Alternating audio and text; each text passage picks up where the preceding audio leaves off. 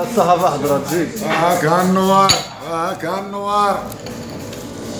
قول لي كيفاش الصحراوية دخلت الزلة للخيمة؟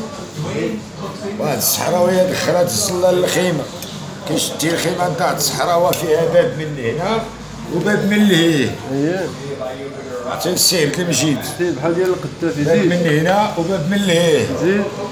المهم دخلت الزلة نعسات على ظهرها بحال هكا الزلة الخدام هي دارت هكا تيبان ليها راجلها سارح شي معيزات وجاي لجهة الخيمة وهي تقول هذيك الصحراوية لهذاك الزلة ديالها سالي يا سالو مولا الخيمة جاي هو يقول لها والله ما انا سالو ولا سالو حتى يقطر ويتسقطر وير خير.